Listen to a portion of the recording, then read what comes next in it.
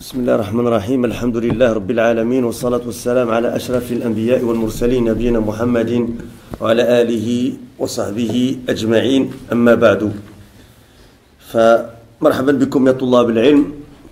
فنواصل دراسة أو مدارسة كتاب أو رسالة الشيخ ربيع حفظه الله تعالى التي هي تحت عنوان مذكرة الحديث النبوي الشريف في العقيدة والاتباع.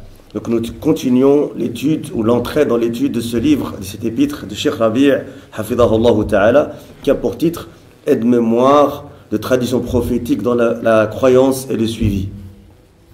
Et on est arrivé au hadith numéro 5 et le 6 qu'on va prendre en un cours, Inch'Allah, parce que Cheikh Rabi' Hafidhahullah, c'est de cette manière qu'il les a regroupés. Il a mis les 5 et le 6e ensemble sous le titre Khuturatu Du'a'i Ghayrillahi Ta'ala. Le danger d'invoquer autre qu'Allah le Très-Haut subhanahu wa ta'ala. Et il cite, il dit, عن ابن مسعود رضي الله عنه أن رسول الله صلى الله عليه وسلم قال من مات وهو يدعو من دون الله ندا دخل النار. Puis il cite le deuxième hadith, qui est le 6e ici de cette série, وعن جابر رضي الله عنه من لقي الله لا يشرك به شيئا دخل الجنة وَمَنْ لَقِيَهُ يُشْرِكُ بِهِ شَيْئًا دَخَلَ النَّارِ. Qu'est-ce que ces deux hadiths veulent dire? Eh bien, le premier qui est le 5e de cette série, c'est le suivant, d'après Abdullah ibn Mas'ud, qu'Allah le Très-Haut l'agrée, que l'envoyé d'Allah, sallallahu alayhi wa sallam, il a dit, quiconque meurt en invoquant autre qu'Allah entrera en enfer. Et ce hadith est rapporté par l'imam Al-Bukhari, rahimahullah ta'ala, dans le chapitre de l'exégèse du Coran de son authentique. Le 6e hadith, qui est le 2e d'aujourd'hui et le 6e de cette série, c'est le suivant. D'après Jabir, qu'Allah l'agrée, que le messager d'Allah sallallahu alayhi wa sallam a dit, quiconque rencontre Allah subhanahu wa ta'ala sans lui associer quoi que ce soit entrera au paradis, et quiconque le rencontre en lui associé quoi que ce soit entrera en enfer. Il est rapporté par Muslim dans Kitab al-Iman, chapitre qui a trait à la foi de son authentique. Maintenant, Cheikh Rabi', comme c'est à son habitude dans cet épître, il fait une biographie succincte des deux compagnons qui sont les rapporteurs de ces deux hadiths. Le premier c'est Abdullah ibn Mas'ud radiyallahu anhu arda, et le deuxième c'est Jabir. Donc il dit Abdullah ibn Mas'ud ibn Ghafil ibn Habib al-Hadali Abu Abdurrahman min as-sabiqin al-awwalin min kibar al-ulama min as-sahaba مناقبه جمة وأمره عمر رضي الله عنه أرضاه على الكوفة مات بالمدينة سنة 32 هجرية. Qui est donc ce noble compagnon qui est le rapporteur de ce premier hadith d'aujourd'hui? Eh bien, c'est Abdullah ibn Mas'ud ibn Ghafil ibn Habib al-Hadali Abu Abdirrahman, sa kunya. Il fait partie des premiers convertis à l'islam et parmi les grands savants des compagnons du prophète alayhi salatu wassalam. Il avait beaucoup de qualités et Omar l'a placé comme gouverneur de la région de Koufa. Ammarahu, ay ja'alahu amiran, ammarahu. Décédé à Médine en l'an 32 de l'Hégire. Radiyallahu anhu ardah. Le second de cette série d'aujourd'hui, c'est Jabir. Jabir ibn Abdillah, ibn Amr, ibn Haram, al-Ansari, thumma al-Salami, صحابي ابن صحابي غزا مع رسول الله صلى الله عليه وسلم 19 غزوة أو 19 غزوة مات بالمدينة بعد 70. Qui est Jabir? C'est Jabir bin Abdillah bin Amr bin Haram al-Ansari puis al-Salami. Il est un compagnon et fils de compagnon. Radiallahu anhuma, il a participé à 19 expéditions avec le messager d'Allah sallallahu alayhi wa sallam. Il est décédé à Médine après 70. Et Dahabi dans Siyar, il dit que c'était en l'an 78 de l'Hégire. Et quand vous regardez des explications de Sahih Muslim, comme celle de Cheikh al-Éthiopie, rahimahullah, si je me souviens bien, à vérifier, il est mort à l'âge de 94 ans. À l'âge de 94 ans. Explication des mots de ce hadith, tafsir al-mufradat. Ad-du'a, ma huwa ad-du'a? Et ça, je vous recommande de mémoriser ces petits termes parce que ça va vous aider beaucoup dans la religion. Une fois qu'on les mémorise, des définitions, des termes qui sont expliqués de manière succincte comme ça et facile, ça reste pour les autres cours et pour les autres matières, Inch'Allah. Ad-du'a huwa at-talabu wal-raghbatu. C'est quoi ad-du'a? Ce qu'on traduit en français par l'invocation, eh bien c'est la demande et le souhait. An-niddu, quand on a dit man ja'ala lillahi nidda, comme ça. An-nidd ici, c'est al-shabih wal-mathil, le semblable et le pareil. Alors vous savez que nos machaïkhs ont expliqué la différence entre le shabih et le mathil. Le shabih ou le mathil. Ils disent les ulama que le mathil, pardon, le mathil c'est le pareil, c'est-à-dire qu'il conforme dans toutes les mêmes caractéristiques. Tandis que le shabih, il est pareil mais il est pas, il est semblable mais il n'est pas pareil, c'est-à-dire qu'il a certaines caractéristiques mais il n'en a pas d'autres. C'est-à-dire il n'est pas le même dans toutes les caractéristiques, c'est ça que ça veut dire. Donc shabih, alladhi yushbihu, c'est qu'il ressemble mais il n'est pas pareil dans tout. Tandis qu'al mathil, ça à ce moment-là il est le même dans toutes les caractéristiques. Wallahu a'lam. Al-shirku qu'il a cité ici, le shirk ici, ou plutôt qu'il cite dans le hadith, il dit al-shirku huwa an yaj'ala lillahi nidda. Donc quand tu sais c'est quoi nid maintenant, et tu sais maintenant le shirk, eh bien tu as une définition complète. Il dit an yuj'ala ou an yaj'ala lillahi niddan yad'uhu kama yad'u Allah aw yakhafuhu aw yarjuhu aw yuhibbuhu kama yuhibbu Allah aw yasrifu lahu naw'an min anwa' al-ibadah. فهذا هو الشرك الذي لا يبقى مع صاحبه من التوحيد شيء. Qu'est-ce que le shirk? Le shirk, il est défini ici, on peut le traduire comme étant l'association en français, d'accord? Et il le définit en étant le fait d'attribuer à Allah un semblable, un nid, et de l'invoquer comme on invoque Allah subhanahu wa ta'ala, le craindre, espérer en lui, l'aimer comme on aime Allah, et qu'on lui voue un genre d'adoration parmi les adorations. Vous avez remarqué ici, quand il a cité des exemples, il a dit comme on invoque Allah, dua, on sait que c'est une des genres d'adoration. Quand il a cité le fait de craindre Allah, c'est une des genres d'adoration. Quand il a dit d'espérer en lui, ar-raja, c'est une des genres d'adoration. Quand il a dit qu'on aime, on l'aime, wal-'adu billah, comme on aime Allah subhanahu wa ta'ala, c'est aussi un des genres d'adoration. Donc, le shirk, il suffit d'associer Allah dans un genre, dans une adoration. Ce n'est pas une condition de le faire dans tout, ou dans plusieurs. Quelqu'un peut sortir de l'islam en ayant, s'il est musulman, en associant Allah subhanahu wa ta'ala, ne fût-ce que dans une adoration, dans un acte d'adoration. Ce n'est pas nécessaire qu'il soit dans tout. Et donc il dit, ceci est l'association qui annule complètement l'unicité de celui qui la commet. D'accord? Ici, on ne parle pas nécessairement de shirk al-asghar. Ici, il a bien dit, il a dit celui qui annule complètement l'unicité. Comme vous le savez, le shirk se divise en deux, comme le kufr se divise en deux. C'est le kufr al-asghar ou le kufr al-akbar. Et le shirk al-asghar ou le shirk al-akbar. Ici, le shirk, il parle de l'association qui annule complètement l'unicité de celui qui la commet, wal-'iyadhu billah. Le sens général du hadith d'Ibn Mas'ud, le premier qu'on cite aujourd'hui, il fait donc une explication résumée et générale du hadith. Elle dit le hadith يبين مكانة الدعاء وأنه من أعظم العبادات وهو من أعظم حقوق الله بحيث لو صرفه العبد لغير الله لكان بذلك مشركا قد اتخذ لله ندا ومثيلا في الإلهية وفي استحقاق العبادة.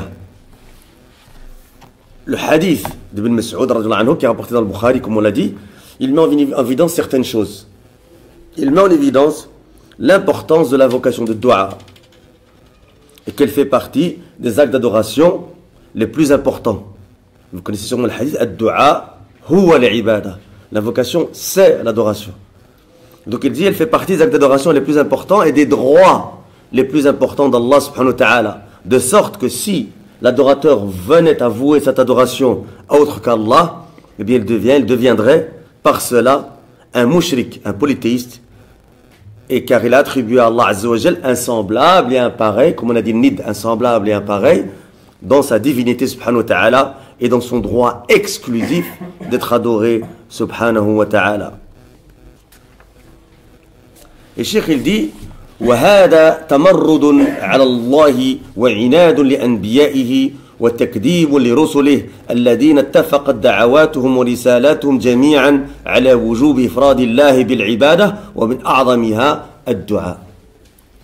Le Cheikh il dit cette phrase importante, il dit et c'est une désobéissance envers Allah subhanahu wa ta'ala et une indocilité envers ses prophètes et c'est démentir ses messagers dont les prêches et les messages concordent tous les prophètes et tous les messagers sont venus avec le même message sur l'obligation de vouer une adoration exclusive à Allah subhanahu wa ta'ala. Et donc parmi les actes d'adoration les plus importants, c'est l'invocation. On a cité le hadith, on le recite maintenant. قال رسول الله صلى الله عليه وسلم الدعاء هو العبادة. C'est ça la version qui est authentique.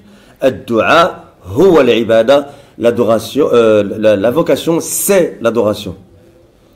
Et Allah subhanahu wa ta'ala, il a dit, ce dont la traduction du sens est قال تعالى ادعوا ربكم تضرعا وخفية إنه لا يحب المعتدين. وقال تعالى وقال ربكم ادعوني أستجب لكم.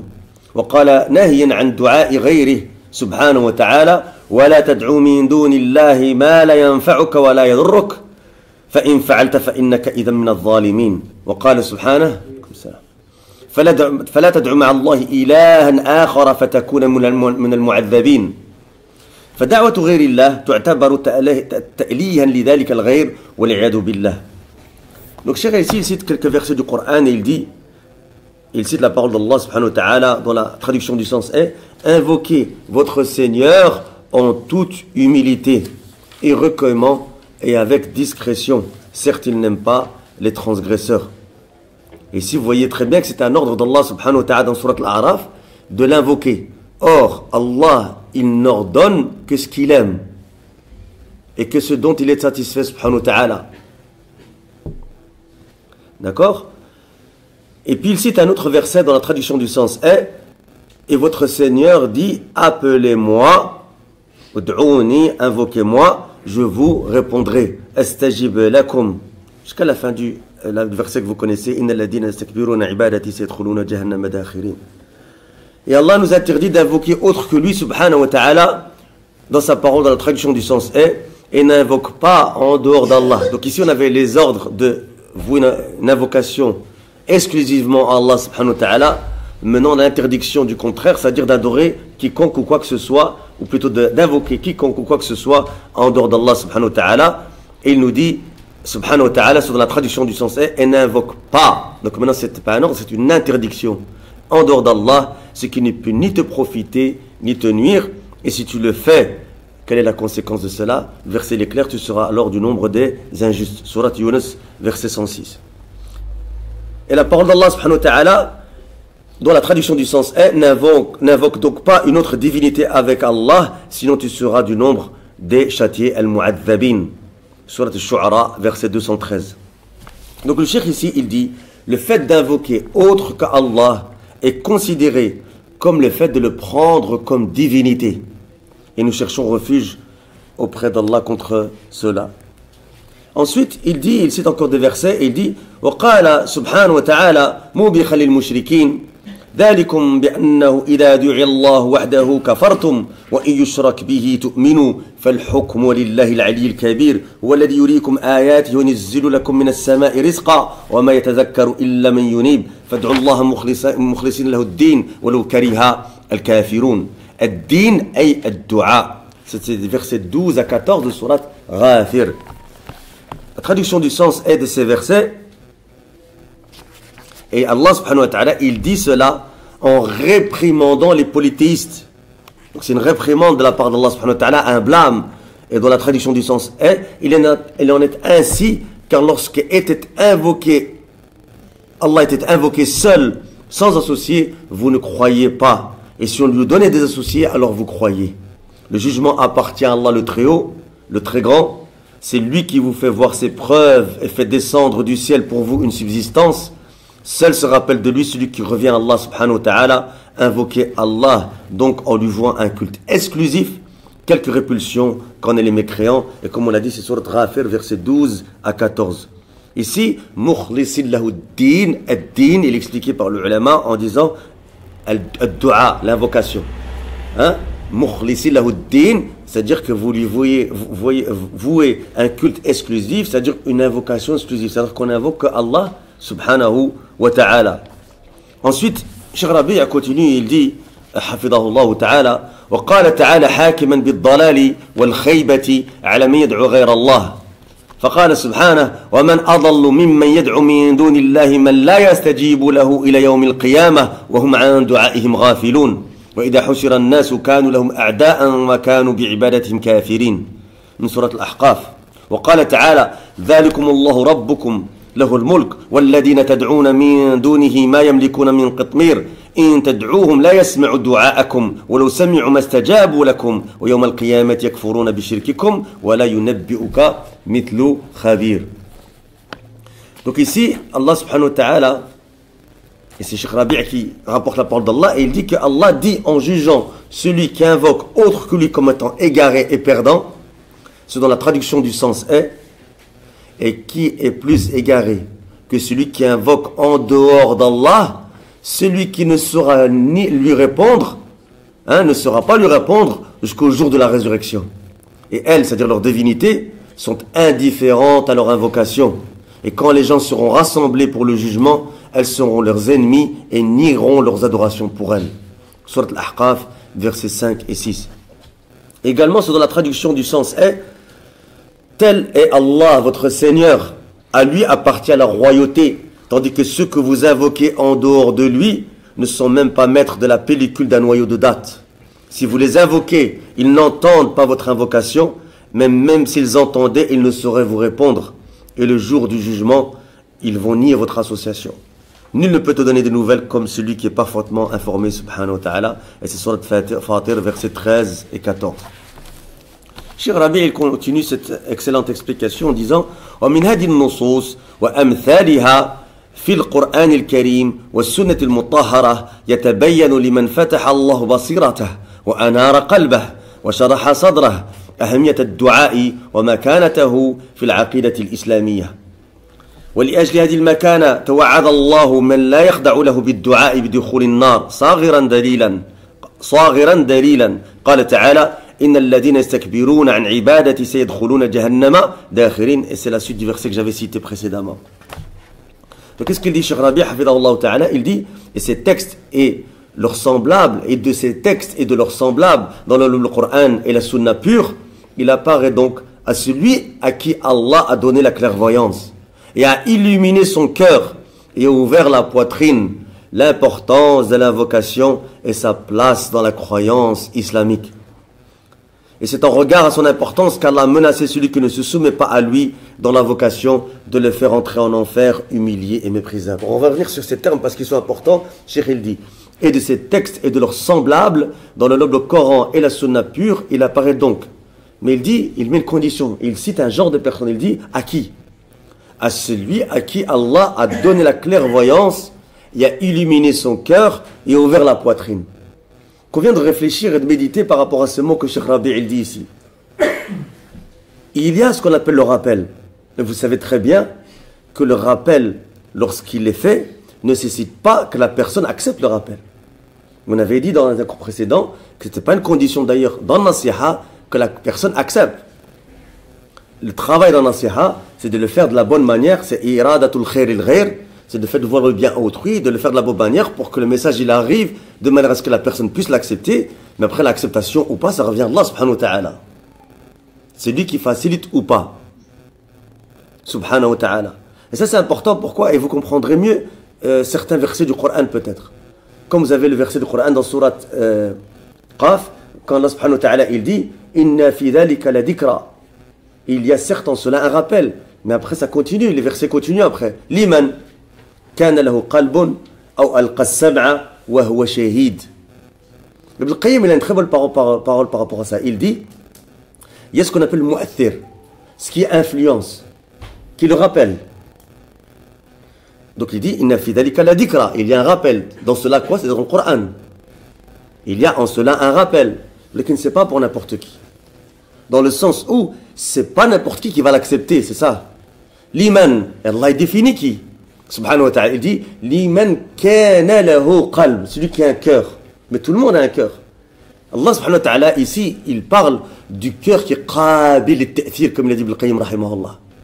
C'est-à-dire que vous avez le mu'athir et vous avez le makan al-qabil al-ta'thir. C'est-à-dire que vous avez l'influence qui est le rappel et vous avez le réceptacle du rappel qui va accepter l'influence ou pas de ce rappel. Et donc en fonction du cœur, c'est pour ça qu'ici il a dit, le cheikh il a dit, Allah a illuminé son cœur et a ouvert sa poitrine à la vérité, il lui a donné la clairvoyance, et donc tout ça, ça lui a permis, ça lui a facilité, Allah lui a donné tous ces asbab pour les faciliter d'accepter le rappel. C'est pas suffisant encore. Donc il y a le mu'athir, il y a le makan al-qabil al-ta'thir, il y a le réceptacle qui est le cœur, et puis il faut encore autre chose.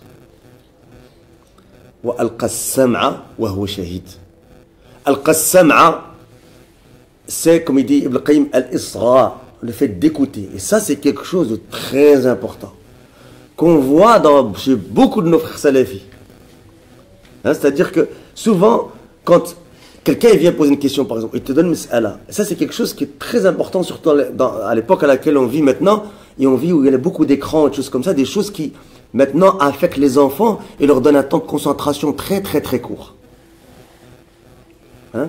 Combien de fois, un frère ou le cheikh, il vient et te pose une question, ou il te parle d'une mas'ala, etc. Il n'a même pas fini de poser la question que lui, t'écoute même plus déjà. Dire souvent, ce que je fais, je me tais, je regarde la personne. Le temps de concentration, il est très court. La personne n'est pas concentrée avec toi. Ou tu lui réponds, mais tu dis non, mais tu n'as pas compris la question. Non, c'est toi qui n'as pas compris la réponse. Je suis en train de t'introduire la réponse à ta question. Et c'est pas un truc vite fait, un pack déjà prêt chez McDonald's que tu prends, tu réponds, tu poses une question, tu écoutes, c'est-à-dire que tu estimes que la personne est capable de te répondre, de comprendre son raisonnement, son suivi.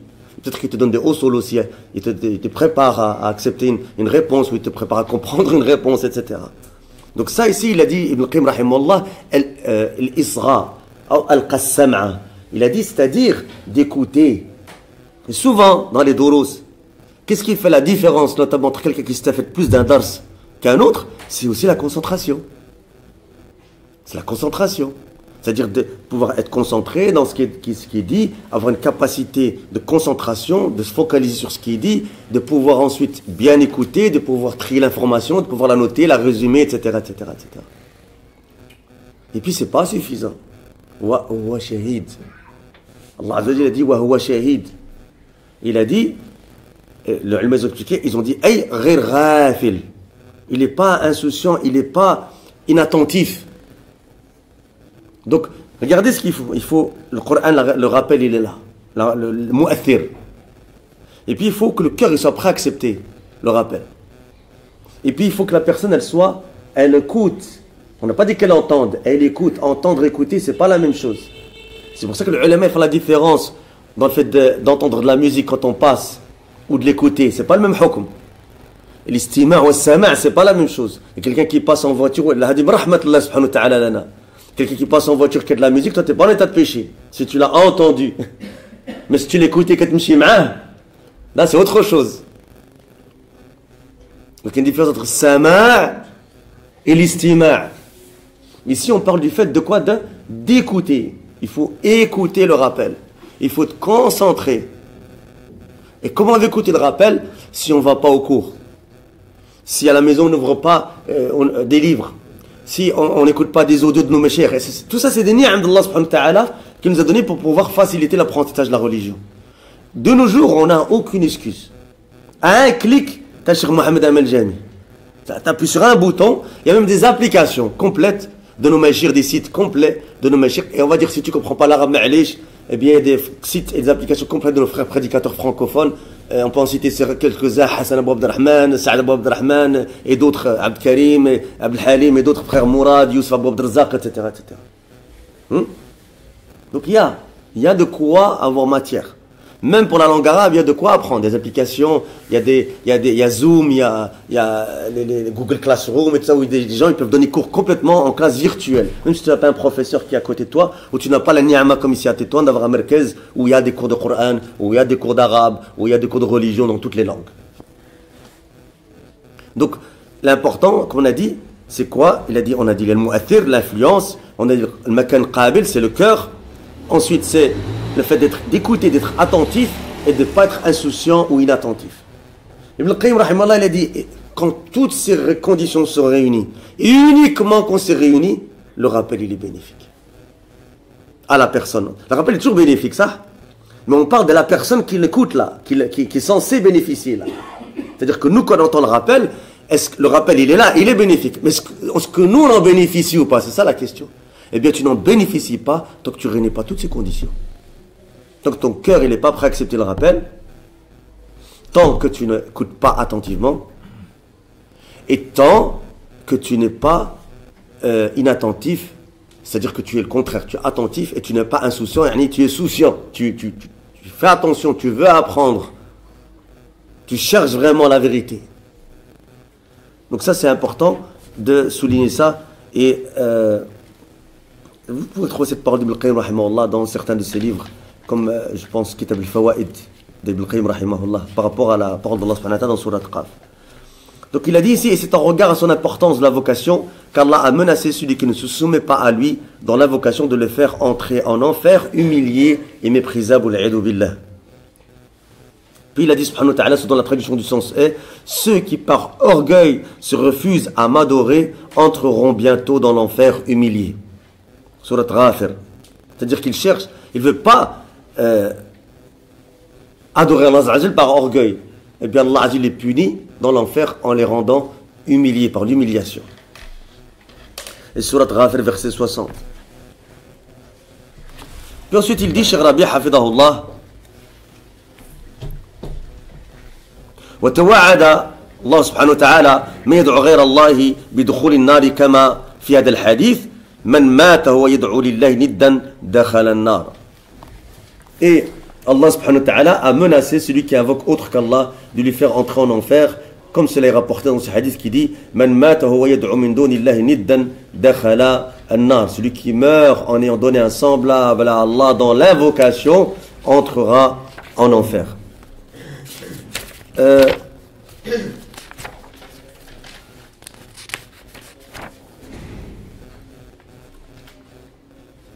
va revenir sur le hadith de Jabir si vous voulez bien. Man laqiya Allah la yushriku bihi shay'a dakhala al-jannah wa man laqiyahu yushriku bihi shay'a dakhala an-nar. Ici on a deux actes et deux genres de récompense ou plutôt de rétribution. La première c'est quiconque rencontre Allah en ne lui a pas associé quelque chose. C'est quoi sa rétribution?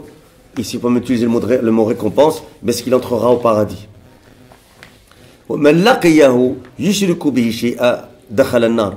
une autre action, le contraire, c'est celui qui associe Allah Azza wa Jal quoi que ce soit dans un acte d'adoration, ou qui que ce soit dans un acte d'adoration, et bien à ce moment-là, sa rétribution, c'est qu'il entre en enfer. L'imam Nawawi rahimahullah, il a expliqué, il a dit que le fait d'entrer au paradis est mutahaqqiq pour le muwahhidin. Si tu es muwahhid, c'est-à-dire que tu ne meurs pas sur une association majeure, mais que, alhamdulillah, tu es sur le tawhid pur, sincère, même si tu as des péchés, on ne parle pas de ça, même si tu as des péchés, le dukhul jalal est mutahaqqiq, c'est-à-dire qu'il est garanti par Allah subhanahu wa ta'ala. Mais, il reste la mas'ala de savoir si tu meurs avec des grands péchés ou pas. C'est-à-dire en ne te soyant pas repenti de ces péchés. Car le muwahhid qui meurt en ayant des grands péchés dont il ne s'est pas repenti, eh bien à ce moment-là, il y a une menace de l'enfer. C'est la menace de l'enfer pour ce qu'on appelle al-fasiq al-milli, c'est-à-dire celui il a fait des actes de perversité, de fisq, de désobéissance à Allah subhanahu wa ta'ala, il s'en est pas repenti, mais il est mort sur le tawhid.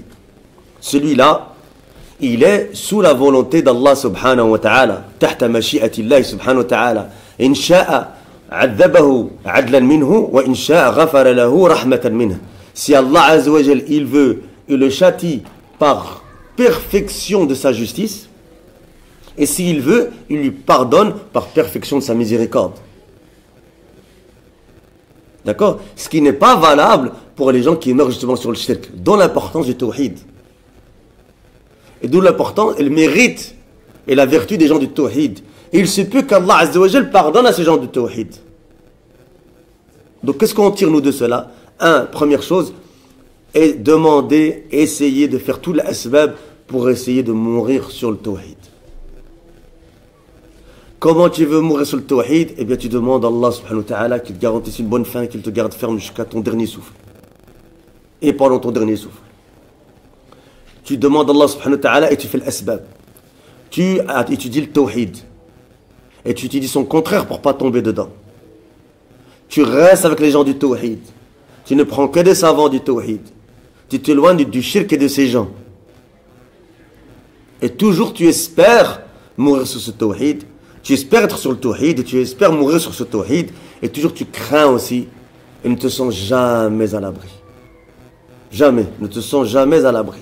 Si tu te sens à l'abri, fais attention, ça veut dire que tu as une maladie dans le cœur. C'est-à-dire que tu es en danger. C'est là où quand tu te sens à l'abri, c'est là que tu es en danger. Personne n'est à l'abri. Ensuite, parce que comme on a dit, comme celui qui meurt sur le tawhid, même s'il a des grands péchés, il est sous la volonté d'Allah subhanahu wa ta'ala, attention dans le danger de mourir sur un acte d'association majeur. À ce moment la personne sort de l'islam et à ce moment-là, elle est vouée à l'enfer éternel, wal-'iyadhu billah. Les enseignements tirés de ce hadith, on peut même dire de ces deux hadiths, مكانة الدعاء وأنه أعظم العبادات لله. ثانيا إن دعاء غير الله شرك عظيم وظلم جسيم. ثالثا إن من يدعو غير الله ليس له جزاء إلا النار إن مات على ذلك. Quels sont les enseignements tirés de ce hadith ou de ces hadiths? Le premier, c'est l'importance de l'invocation de dua et elle fait partie des actes d'adoration les plus importants. Deuxièmement, invoquer autre qu'Allah est une grave association à Allah subhanahu wa ta'ala et une énorme injustice. Pourquoi est-ce qu'on dit injustice? Parce que les ulama, ils ont dit que tu donnes à autre qu'Allah ce qui est le droit d'Allah. Donc c'est une injustice. Comme le kufr se divise en deux, comme le shirk se divise en deux, et bien le dhulm aussi se divise en deux. On a le dhulm al-akbar ou le dhulm al-asghar. Et le dhulm al-akbar, c'est celui dont on parle ici, qui te fait sortir de l'islam, wal-'iyadhu billah. Attention, takfiriyin, yuqutbiyin, qui vont te sortir des shubuhat. Il y a dans Surat al-Ma'ida 3 versets qui se ressemblent. وَمَنْ لَمْ يَحْكُمْ بِمَا أَنزَلَ اللَّهُ فَأُولَئِكَ هُمُ الْكَافِرُونَ. Deuxième verset. وَلَمْ يَحْكُمْ بِمَا أَنزَلَ اللَّهُ فَأُولَئِكَ هُمُ الْفَاسِقُونَ. Troisième verset. وَمَنْ يَحْكُمْ بِمَا أَنزَلَ اللَّهُ فَأُولَئِكَ هُمُ الظَّالِمُونَ. Donc le verset il commence par les trois mêmes chartes. وَمَنْ لَمْ يَحْكُمْ بِمَا أَنزَلَ اللَّهُ وَمَنْ لَمْ يَحْكُمْ بِمَا أَنزَلَ اللَّهُ وَمَنْ لَمْ يَحْكُمْ بِمَا أَنزَلَ اللَّهُ. Celui qui ne juge pas que les lois d'Allah. Mais il y a trois jawab shart différents. Le premier, celui qui ne juge pas que les lois d'Allah, c'est des kuffars. Deuxième, celui qui ne juge pas que les lois d'Allah, c'est des injustes ou des faussards, des pervers. Troisième, celui qui ne juge pas que les lois d'Allah, ce sont des injustes. C'est Qurtubi il a dit, et le Qurtubi il va te sortir une shubha, il va te dire, comme les trois conditions sont les mêmes ici, celui qui ne juge pas que les lois d'Allah, même si les terminologies sont différentes, eh bien, il est logique que le kafir c'est le zalim et le dalim c'est le kafir, c'est-à-dire les trois jawab shart c'est les mêmes. C'est-à-dire que donc, qu'est-ce qu'ils entendent par cela? Il n'y a qu'un genre de kufr. Il n'y a qu'un genre de dhulm. Il n'y a qu'un genre de fisq. Il t'a mis une chouba dans la langue arabe. Hop, elle est rentrée tac, directement. D'accord? Il dit shart, donc ittafaqa jawab shart kadalik. Donc il dit la shart ittafaqa shurut, yani ittafaqa shart fi l'ayat thalatha. Donc il a dit jawab shart la boudi yattafiq kadalik. Comment on répond à ça? On casse le dos avec le salaf. Et avec l'ijma'.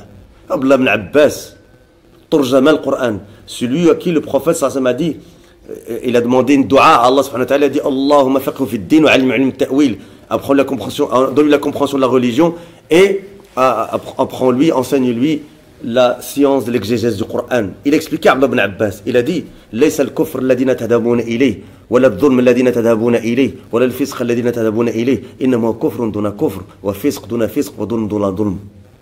C'est pas le cours vers lequel vous allez, la grande mécréance. C'est pas la grande injustice. C'est pas le grand fisq qui fait sortir l'islam. C'est la mécréance qui est sous la mécréance. Donc, Ibn Abbas, qu'est-ce qu'il a fait? Il a divisé le coffre en deux. Il a dit, c'est l'injustice en dessous de la justice. Donc, il a divisé la justice en deux. Et c'est le fisq en dessous du fisq. C'est-à-dire qu'il a divisé le fisq en deux. C'est-à-dire que ce n'est pas nécessairement celui qui juge par autre qu'Allah, la loi d'Allah, que c'est un kafir qui sort de l'islam. D'accord?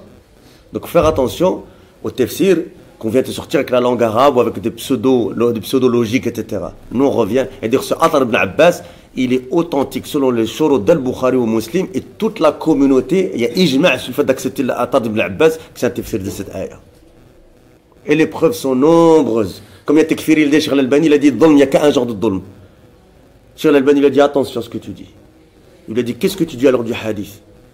Que le prophète, il a dit, Allahumma inni zalamtu nafsi dhulman kathira. J'ai certes été très injuste envers moi-même. Qu'est-ce que tu dis que le prophète, il est sorti de l'islam? Attention à ce que tu dis. Il a cassé le dos tout de suite. Ça c'était Cheikh Al-Albani, rahimahullah, et sa force dans le débat. Donc, le dhulm se divise en deux, le kufr se divise en deux. Comme le professeur l'a dit, sibab al-muslimi fusuq wa qitaluhu kufr. Le fait d'insulter un musulman, c'est une désobéissance à Allah subhanahu wa ta'ala, un fisq, un fusuq, et le fait de le tuer, c'est un kufr. Al-Khawarij, ils ont sauté, ils ont dit, ah, on va prendre ce hadith, et voilà, celui qui tue un musulman sans tafsil, sans rien, eh c'est un kafir. Donc, parce qu'il a commis un grand péché. Donc ça va dans leur croyance que celui qui fait un grand péché, il est kafir. On prend le verset du Coran. وَإِن طَائِفَتَيْنِ مِنَ الْمُؤْمِنِينَ اقْتَتَلُوا. Allah Azza wa Jalla a appelé deux groupes de gens, de croyants qui combattent, des frères. Il les appelait croyants et les appelait frères. Alors qu'ils combattent les uns contre les autres. Ils cherchent à se tuer les uns les autres. Donc le fait, c'est un grand péché de tuer un musulman, mais le fait de tuer un musulman n'implique pas le fait que tu sortes de l'islam. Et l'aqd al-Sunnah al-Jama'a, contrairement à l'aqd al-Khawarij, c'est que celui qui commet un grand péché en islam, tout en croyant que c'est interdit, eh bien, il ne sort pas de l'islam. Il sort de l'obéissance à Allah subhanahu wa ta'ala, il est fasiq avec son grand péché, comme quelqu'un qui boit de l'alcool, comme quelqu'un qui tue quelqu'un, etc., etc. Il est toujours, pourquoi il a toujours la base de la foi, même si sa foi diminue en fonction de son péché. Car chez Ahl Sunnah, l'iman yatajazza wa yataba'ab. L'iman, il est de différents degrés. Il monte et il descend. Il monte avec l'obéissance à Allah subhanahu wa ta'ala et il descend avec l'obéissance à Shaitan. Comme Ahmed Ansari rapportait beaucoup ces khams nounat, la définition de l'iman en 5 nouns, il disait l'iman i'tiqadun bil janan, c'est une croyance du cœur, wa amalun bil arkan, c'est une mise en pratique avec les membres et des piliers de l'islam et des actes de la religion. Il a dit yazidu wa qawlun bil lisan, une parole de la langue, yazidu bi ta'ati ar-rahman, il augmente, cette fois il augmente avec l'obéissance au miséricordieux, wa yanqusu bi ta'ati ash-shaytan, il diminue avec l'obéissance à Satan. Et ça, vous pouvez retrouver sur mon site. Si vous voulez le mémoriser, je l'avais mis en français et en arabe. Vous pouvez le trouver sur le Khams Nounat, ça s'appelle les 5 Nouns, la définition de l'iman, notamment rapporté par Cheikh Ahmed Ansari. C'est Cheikh Abdel Bukhari qui l'a rapporté de Cheikh Ahmed Ansari, rahimahullah. Donc ici, il dit, Cheikh Rabi, il conclut, il dit, celui qui invoque autre qu'Allah n'aura comme récompense que l'enfer s'il meurt là-dessus, c'est-à-dire dans cet état. Ah, mais s'il toube et qu'il revient, même s'il a apostasie et qu'il revient, Allah subhanahu wa ta'ala yaqbalu at-tawbata an ibadihi. Allah subhanahu wa ta'ala, il accepte le repentir de ses serviteurs. Et qu'Allah nous préserve du shirk et de ces gens et qu'il nous fasse mourir sur le tawhid. Wa jazakumullahu khaira wa subhanaka Allahumma bihamdik ashhadu an la ilaha illa anta astaghfiruka wa atubu ilayk.